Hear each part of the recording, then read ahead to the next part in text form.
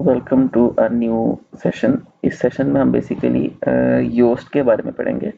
Yoast एक SEO का tool है जो कि एक प्लगइन है बेसिकली वर्डप्रेस के अंदर।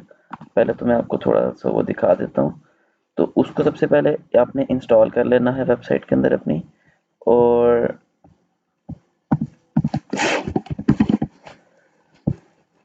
वो ये बेसिकली योस्ट एसईओ के नाम से इसमें अवेलेबल है। इसका फ्री वेरिएंट के अंदर काफ़ी फीचर्स मिल जाते हैं और इसका एक प्रीमियम वेरिएंट भी है। उसके अंदर जो बेसिकली एड ऑन्स होते हैं कुछ, हम फ्री वेरिएंट्स को इसमें स्टडी करेंगे। उसमें हर चीज़ के बारे में कि हमें योस्ट को कैसे सेटअप करना है, योस्ट में अगर कोई पेज क्रिएट करना है, कोई पोस्ट क्रिएट करनी है, उसके अंदर क्या सेटिंग करनी है ताकि ऑन पेज एसईओ के लिए हमारी वेबसाइट जो है वो फुली तैयार हो सके। तो लेट्स सी।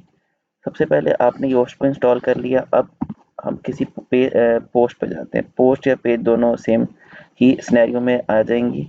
तो जब हम पोस्ट में जाएंगे तो पोस्ट में लेट्स सी, जब आप योस्ट इंस्टॉल करेंगे आपको ये दो चीज़ें नज़र आएंगी। ये रीडेबिलिटी स्कोर है और ये एसईओ स्कोर है। तो ये आपका ग्रीन होना चाहिए। हाँ, अगर कोई बहुत बड़ा पेज है और उसमें आपको लगता है कि इसका रीडेबिलिटी स्कोर आप ग्रीन रीडेबिलिटी को ग्रीन नहीं कर सकते, तो एटलीस्ट ऑरेंज लाजमी होना चाहिए। लेकिन जो एसईओ स्कोर है वो हमेशा ग्रीन होना चाहिए। उसके अलावा ये दो आपके पास एक इनबाउंड लिंक आ रहा है, एक आउटबाउंड लिंक आ रहा है कि कितने पेजेस हैं बाहर से जो कि इस पोस्ट को लिंक प्रोवाइड कर रहे हैं वेबसाइट के अंदर ही, और ये पोस्ट में कितने इनर लिंक्स लगे हुए हैं। तो ये बेसिकली उसको शो करता है। तो लेट्स सी, इसके अंदर देखते हैं कि जब हम एक पोस्ट को तैयार करते हैं तो उसके अंदर हमें एसईओ पॉइंट के पॉइंट ऑफ व्यू से कौन कौन सी चीज़ को स्टडी करना चाहिए। तो आपके सामने एक पोस्ट लिखी गई है कि what are the best ways make successful online business in Burnaby. तो अब इसके अंदर अगर सबसे पहले हम नीचे आ जाएंगे तो ओवरऑल ये तो एक क्लासिकल एडिटर में पोस्ट लिखी गई है। इसके अंदर हमें कुछ चीज़ें नज़र आएंगी। ये योस्ट का पैनल आ गया। इसमें सबसे पहली जो चीज़ है वो हमें नज़र आती है फोकस कीवर्ड। अब इसके अंदर थोड़ी सी टैब्स हैं, अगर आप थोड़ा सा जनरल ओवरव्यू ले लें। एक एसईओ की टैब है, रीडेबिलिटी की टैब है, स्कीमा की टैब है और सोशल की टैब है। तो सबसे पहले एसईओ की टैब को हम स्टडी करते हैं थोड़ा। इसके अंदर फोकस कीवर्ड पाया जाता है। तो सबसे पहले आपने वो कीवर्ड जिसको फोकस कीवर्ड आपने रखना है, जिसके बेस के ऊपर आपने कंटेंट लिखना है, वो आपने इधर लिखना है। ठीक है, फर्स्ट स्टेप तो आपका ये है। सेकंड स्टेप में आपके पास नीचे आपको एसईओ टाइटल नज़र आता है। इसके लिए जो फर्स्ट कंडीशन है वो ये है कि आपका एसईओ टाइटल जो है वो फोकस कीवर्ड एसईओ टाइटल में लाजमी आए। अच्छा, अब ये होना चाहिए ग्रीन। अब इसमें एक एरर है, इसको हम रिजॉल्व करते हैं। तो अगर हम ऊपर ओवरऑल देखें तो इसके अंदर आता है, इसका जो ओवरऑल नेम है वो बहुत ज़्यादा है। तो हम क्या कर सकते हैं कि हम इस फोकस कीवर्ड को उठा के सबसे पहले हम रिमूव कर देंगे।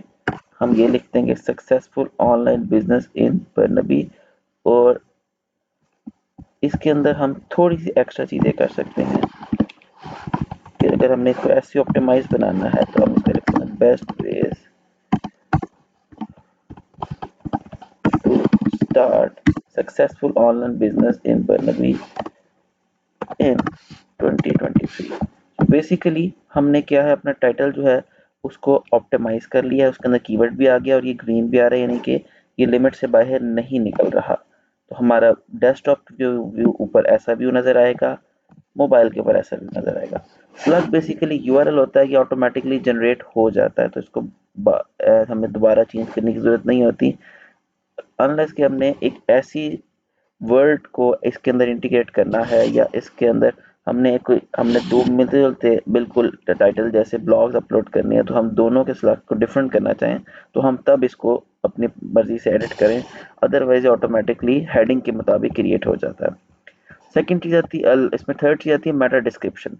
तो मेटा डिस्क्रिप्शन बेसिकली वो चीज़ है जो जब आप कुछ लिखते हैं तो वो इधर शो होती है।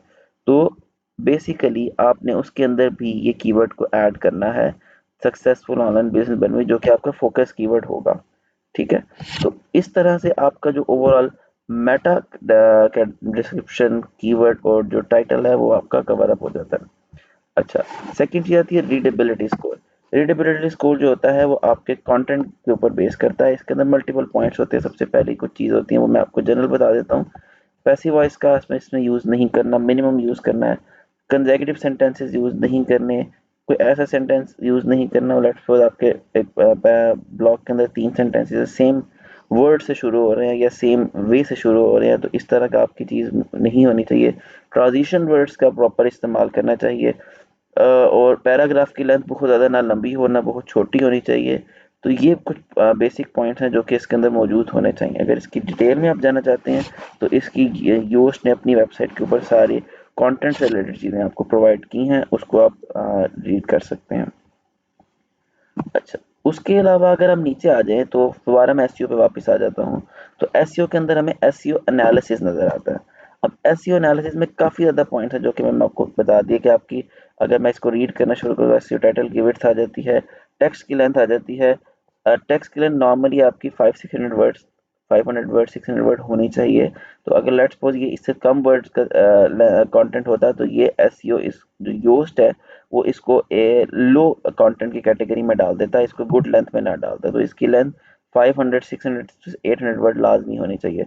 स्लग जो है वो आपका प्रॉपर होना चाहिए, उसमें कीवर्ड आना चाहिए। ठीक है, मेटा डिस्क्रिप्शन की लेंथ प्रॉपर होनी चाहिए। उसके अलावा की फ्रेज जो है वो लाजमी आना चाहिए। की फ्रेज की डेंसिटी बहुत ज़्यादा इंपॉर्टेंट है। डेंसिटी जो है इसमें मैं एक जनरल सी चीज़ आपको आइडिया दे दूं कि आपका जितना कंटेंट होता है उसके हिसाब से डेंसिटी डिसाइड होती है। अब ये जो डेंसिटी 2 टाइम्स की शो कर रहा है ये बेसिकली आपको ओवरऑल कंटेंट में शो कर रहा है। इस कंटेंट में आपकी हेडिंग शामिल नहीं है, आपकी मेटा डिस्क्रिप्शन शामिल नहीं है, इसके अंदर जो अंदर आपने कंटेंट लिखा है वो शामिल है। तो इसके अंदर बेसिकली अगर हम ये चीज़ देखें कि मैं, अगर हम 600 वर्ड का कंटेंट लिख रहे हैं तो 2 to 3 टाइम्स हमारा लाजमी आना चाहिए। अगर 1000 वर्ड का कंटेंट लिख रहे हैं तो 4 to 5 टाइम्स हमारा फोकस कीवर्ड लाजमी आना चाहिए। तो ये बेसिकली फोकस कीवर्ड की डेंसिटी इतनी होनी चाहिए, ना बहुत ज़्यादा हो कि स्टफिंग महसूस हो, ना बहुत कम हो। ठीक है, उसके अलावा की फ्रेज की लेंथ नॉर्मल होना चाहिए, बहुत लंबा की फ्रेज नहीं होना चाहिए, वो भी योस्ट जो है डिस्करेज करता है। हाँ, योस्ट आपको सिर्फ ये शो कर देगा कि जी इसकी एसईओ के हिसाब से मुश्किल हो जाएगा गूगल के लिए इसको इंडेक्स कराना। अगर इंडेक्स कर भी देगा तो रैंकिंग मुश्किल हो जाएगी। अदरवाइज ये है कि वो ऐसा हो कि अगर ऑरेंज आ रहा है या रेड आ रहा है एसईओ का स्कोर तो आपकी पोस्ट पब्लिश नहीं होगी, ऐसा नहीं होता। फिर इंटरनल लिंक्स आते हैं। एटलीस्ट एक इंटरनल लिंक होना बहुत ज़रूरी है, एक आउटबाउंड लिंक होना बहुत ज़रूरी है। इन दोनों में मैं आपको डिफरेंस दिखा देता हूँ। अब आप अगर इस लिंक को देखें, एक लिंक लगा है और ये लिंक जा रहा है माइंडकॉप की दूसरी ब्लॉक पे, तो ये इनर लिंक है, इसे हम इनबाउंड लिंक, इनर लिंक कहते हैं। अच्छा, उसके अलावा अगर मैं देखूं आउटबाउंड लिंक के लिए तो हमारे पास ये वन लगा हुआ है। अब ये हमें एक ऐसी वेबसाइट पे लेके जा रहा है जो कि माइंडकॉप नहीं है, वो किसी और की वेबसाइट है, वहां से हमने कोई चीज़ कोट की है। तो ये आउटबाउंड लिंक कंसीडर हो जाता है। इसके अंदर ऑप्शन होती है आप इसे न्यू टैब में कर लें, नो फॉलो लिंक करना, स्पॉन्सर करना, वट एवर। तो ये एक बात की चीज़ है। ये तो आप कोई भी वेबसाइट पे कंटेंट डालेंगे तो वहाँ पे आ जाएगी, ये इसका ये उससे ताल्लुक नहीं। लेकिन फ़र्क मैं सिर्फ ये दिखा रहा था कि ये जो लिंक था ये दूसरी वेबसाइट पे जा रहा है, ये आउटबाउंड लिंक है। और दूसरे लिंक्स जो हैं वो इनबाउंड लिंक्स हैं या इनर लिंक्स हैं। तो ये दोनों होने बहुत ज़रूरी है। मैक्स मिनिमम एंड मैक्सिमम एक आउटबाउंड लिंक आप कर लें, 1 से 2। और इंटरनल लिंक आपके पास कम से कम एक लाजमी होना चाहिए। इमेजेस होने चाहिए और इमेजेस में अल्टरनेट टेक्स्ट लाजमी होने चाहिए।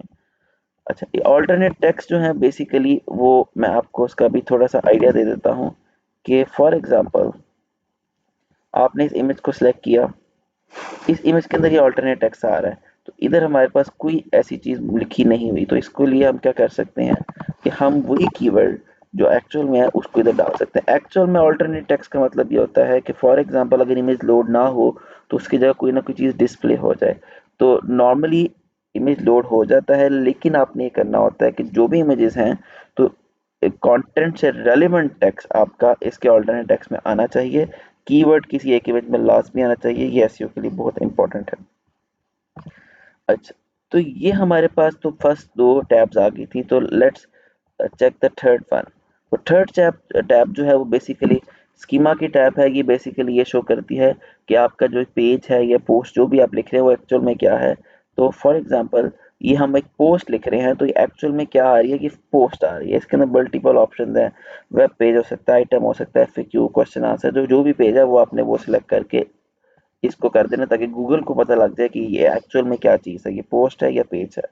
ठीक है, और आर्टिकल टाइप भी आपकी डिफ़ॉल्ट सेटिंग होती है। उसके अलावा अगर आप कुछ और करना चाहें सोशल मीडिया पोस्टिंग है, न्यूज़ आर्टिकल है, कुछ है तो वहाँ से आप चेक कर सकते हैं। बेसिकली ये ओवरऑल कंटेंट की टाइप को एक्सप्लेन कर रहा होता है, तो ये बहुत ज़्यादा ज़रूरी होता है।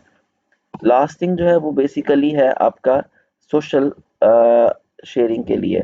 इसे हम ओजी टैग्स है, रोबोट ट्विटर कार्ड्स, ये ट्विटर कार्ड और ये ओजी टैग्स हैं।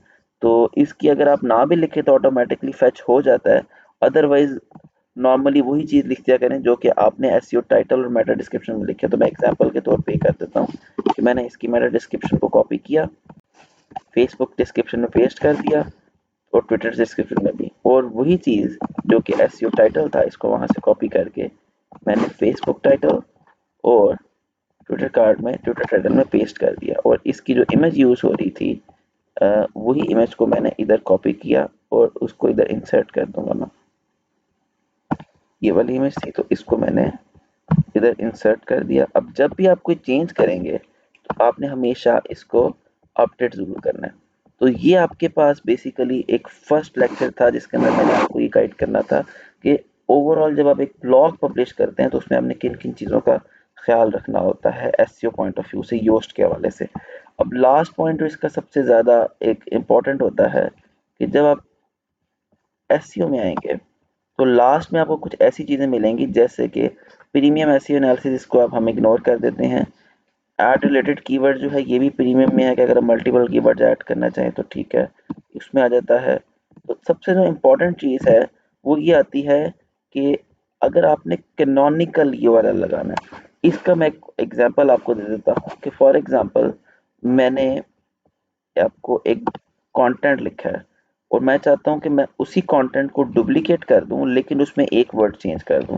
फॉर एग्जांपल ये मेरी वेबसाइट है, इसके अंदर अगर मैं देखूँ तो मेरा एक कंटेंट लिखा हुआ है, how to find the best digital marketing services Toronto, फिर how to not digital marketing की बजाय हम इधर आ जाते हैं, ये एग्जैक्टली सेम एग्जांपल है, how to find the best web design services Toronto, how to find the best web design services Calgary.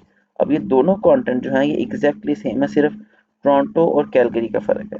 तो हम क्या करेंगे, हम एक को पेरेंट ब्लॉक बना देंगे। फॉर एग्जांपल मैंने इसको पेरेंट ब्लॉक बना दिया तो इसके अंदर कैनोनिकल लिंक नहीं आएगा, लेकिन इसको मैंने चाइल्ड ब्लॉक बना दिया तो मैं क्या करूंगा कि मैं इस एरिया में जाके कैनोनिकल यूआरएल में इसका यूआरएल डाल दूंगा।